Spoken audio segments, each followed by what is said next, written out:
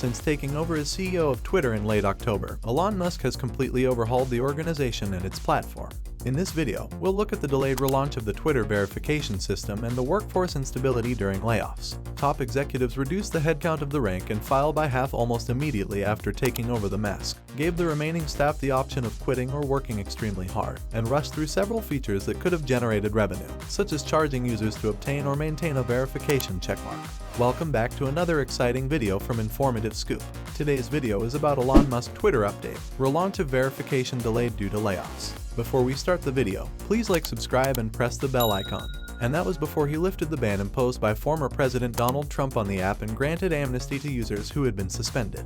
Concerns have been raised regarding Twitter's technical ability to continue operating in the hours following the rollout of Musk's new checkmark system due to reports that his mass layoffs and strict management style have devastated Twitter's personnel, including some crucial engineering operations. To users, Musk's first significant product upgrade has just been checked. Bogus profiles, pretending to be people like George W. Bush or the Mario mascot from Nintendo, were used to inundate the app. The fact that many people's access to the Twitter Blue subscription service, which allows you to purchase a checkmark, appeared to be broken on November 11th, less than a week after the new paid checkmark system was announced, only served to confuse matters further. Despite Musk's refusal to modify any of Twitter's anti-offensive content restrictions immediately, there was a discernible rise in hate speech on the app. Some Twitter users who commented in the hours after Musk took control felt empowered by Musk's absolutist attitude toward free speech and intentionally tried to push the limits of what they could say on the platform. Others have made fun of Musk, testing his commitment to free speech under the new business opportunities. Twitter CEO Elon Musk does not want to hold the position indefinitely. He has made it clear time and time again that he wants to leave the job. Many present and past workers, social media users, educators, and proponents of human rights are worried that Musk would make Twitter even more of a tangle of unfavorable content than it already is. Others think Musk can breathe fresh life into a network that had been struggling to earn a profit and was already losing its most committed users. In a meeting, Musk said that if Twitter cannot determine how to increase revenue, bankruptcy is not completely out of the question. Musk took control of Twitter from the beginning with the explicit intention of turning it into a platform that permitted more provocative discourse. Less than a month after taking over the business, Musk restored the Twitter account of the former President of the United States, Donald Trump. Following the attack on the U.S. Capitol on January 6th, Trump was barred from using Twitter. Trump has said he likes his social media app, even though he hasn't yet tweeted anything new. Reality Social. Late in November, Musk took things a step further. He was also holding another. This time, he was questioned about whether suspended accounts should typically be reinstated as long as they had not breached the law or sent out heinous spam. After the poll was posted and a majority of respondents said yes, Musk tweeted the following week that he would start restoring suspended accounts. The action instantly sparked questions on whether returning individuals who had previously broken Twitter's hate speech policy was appropriate. It would prompt a barrage of insults on the platform. Kathy Griffin, a prominent psychologist and influencer, Jordan Peterson, and Babylon Bee, a conservative news website, all had their accounts restored by Musk. Both Peterson and Babylon Bee were suspended in the days preceding his decision to reinstate Trump. These reinstatements happened despite Musk's commitment to creating a content control team after making anti-trans comments on Twitter. Before he makes any significant choices about reactivating the ban, the council should advise him. Within hours of the deal's completion, Musk fired key executives to start his role as CEO of Twitter. Ned Sale, the chief financial officer, and Vega, the head of policy, trust, and safety, were fired. According to numerous accounts, Lee Kistner, the chief information security officer, the chief privacy officer, and the chief compliance officer all left Twitter on November 10th. The day before, Yoel Roth, Twitter's head of trust and safety, had publicly assured users that the social media platform was still upholding its content moderation policy. In the week after his appointment, Musk kept letting go of executives, including Twitter's head of advertising, general manager of Core Tech, and chief marketing officer Leslie Berlin.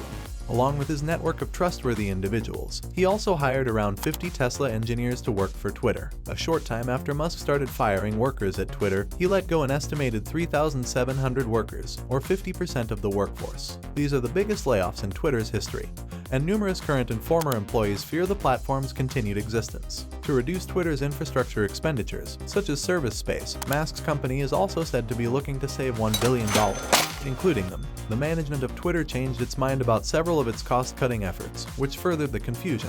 According to reports, the corporation approached dozens of newly laid-off workers if they wanted to work again. The day after, the first round of layoffs must be tweeted about the layoffs and brought them up during an investor conference. The New York Times reports that he used the fact that Twitter was facing significant revenue and financial difficulties before the layoffs layoffs as justification. Another round of layoffs hit Twitter's contract employees hard a week later. About 4,400 of Twitter's 5,500 contractors were laid off, while the content and moderation teams at Twitter saw major reductions, according to platform's Casey Newton. Fined at least 20 workers who openly criticized Musk on Twitter or posted negative comments about him in the Slack channels used by Twitter. The same staff members. Shortly after the initial round of layoffs, a group of 5 workers filed a class action lawsuit against Twitter, claiming the company had failed to give them the 60-day notice of impending layoffs required by the WARN Act, which mandates that certain employers in the U.S. give prior notice of mass layoffs. Several laid-off employees reportedly receive full pay and Twitter benefits until at least January. However, it could be clearer if this holds for all employees, especially those outside the U.S. A week and a half after the initial wave of layoffs, Musk gave his team a choice to put in more effort or go. Twitter will need to be incredibly hardcore in the future, Musk wrote in a late-night email to staff, and employees would be expected to work long hours with great intensity. Employees were asked to indicate their desire to work for the new Twitter by 5 p.m. EST the next day via a link in an email containing a form. They would be let off and paid severance for 3 months if not. Musk's efforts to further cut Twitter's employment after the initial layoffs that resulted in the elimination of half the firm were evident in the request. Musk's demands, though, might have gone too far. In the hours leading up to the headline, Musk reportedly tried to convince important staff to stay at the business. 12 staff have reportedly refused to agree to Musk's requirements and have effectively quit the company because of a lack of engineering. Numerous current and former Twitter employees expressed worry that the website might soon go offline.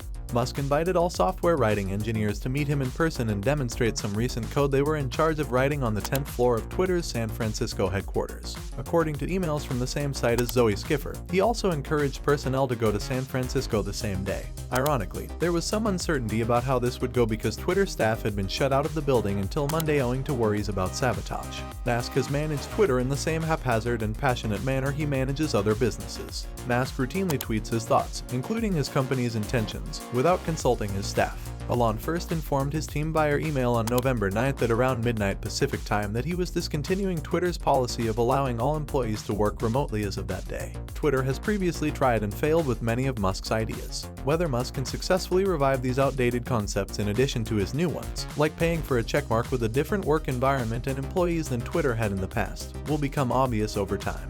Thanks for watching the video. If you enjoyed it, please like, share, and subscribe to our channel for more exciting content.